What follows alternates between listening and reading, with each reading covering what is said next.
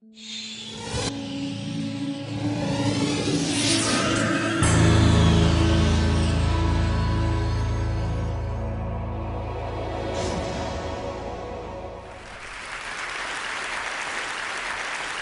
all know the truth of what I'm going to say. I think the intuition that inequality is divisive and socially corrosive has been around since before the French Revolution. What's changed is we now can look at the evidence, we can compare societies, more and less equal societies, and see what inequality does. I'm going to take you through that data and then explain why the links that I think I'm going to be showing you exist. But first, see what a miserable lot we are. I want to start, though, with a paradox.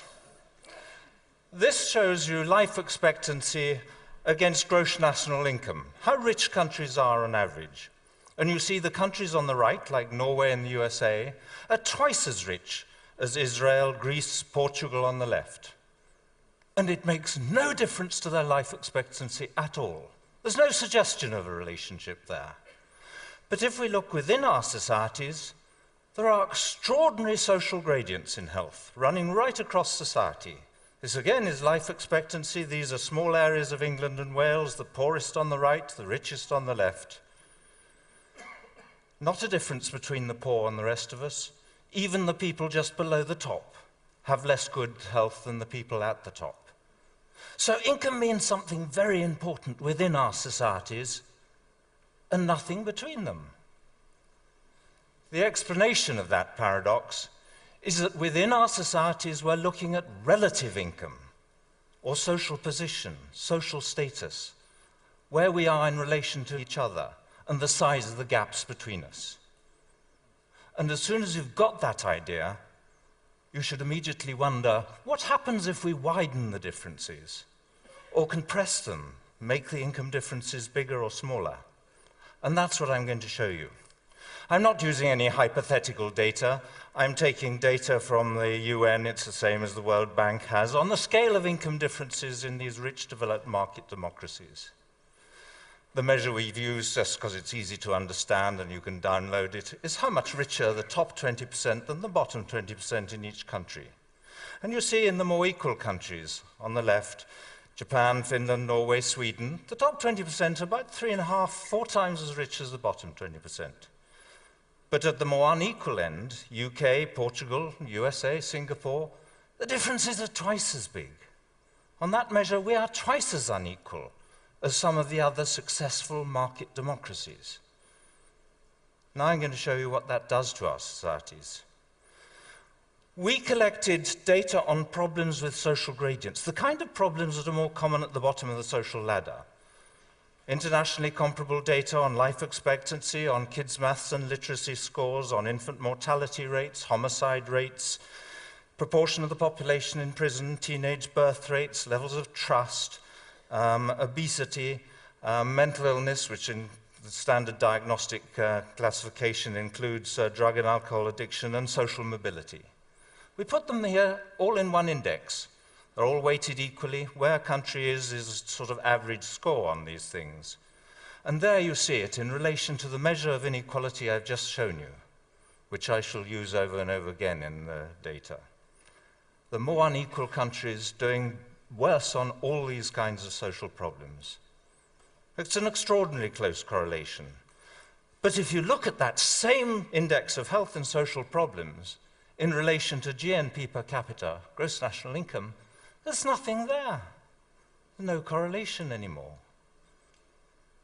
We were a little bit worried that people might think we'd been choosing problems to suit our argument and just manufactured this evidence.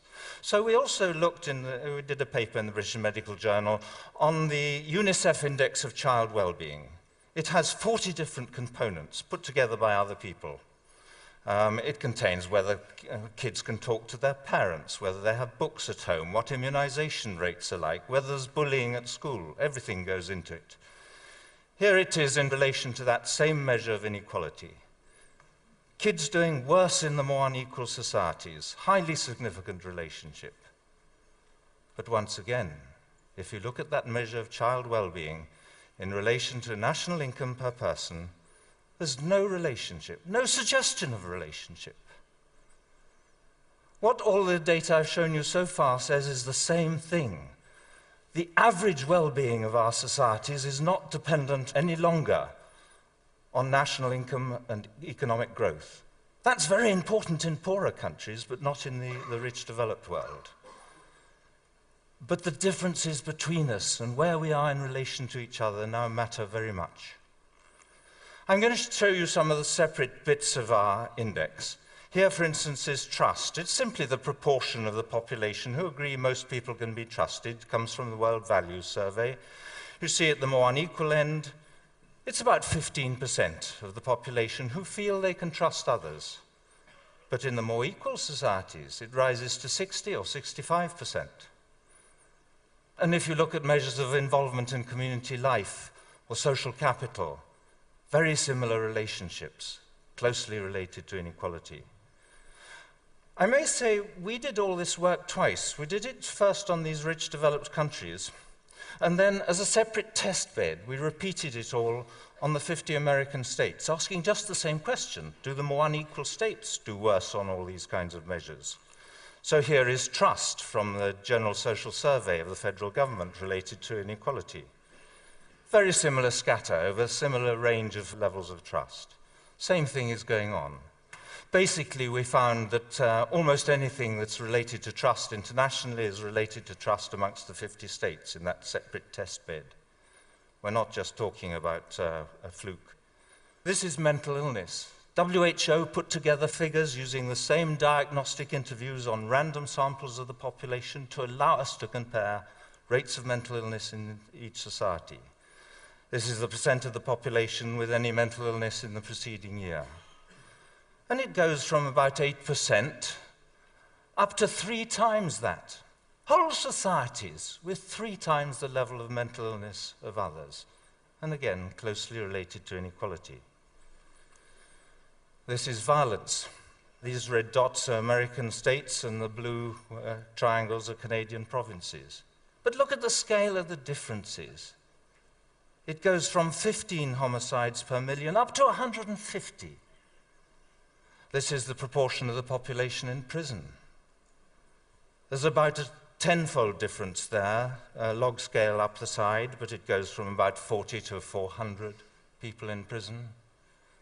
That relationship is not mainly driven by more crime. In some places that's part of it. But most of it is about more punitive sentencing, harsher sentencing. And the more unequal societies are more likely also to retain the death penalty. Here we have children dropping out of high school. Again, quite big differences, extraordinarily damaging if you're talking about using the talents of the population. This is social mobility. It's actually a measure of mobility based on income. Basically, it's asking, do rich fathers have rich sons and poor fathers have poor sons? Or is there no relationship between the two? And at the more unequal end, father's income is much more important. In the UK, USA, and in countries, the Scandinavian countries, father's income is much less important. There's more social mobility. And as we like to say, and I know there are a lot of Americans in the audience here, if Americans want to live the American dream, they should go to Denmark.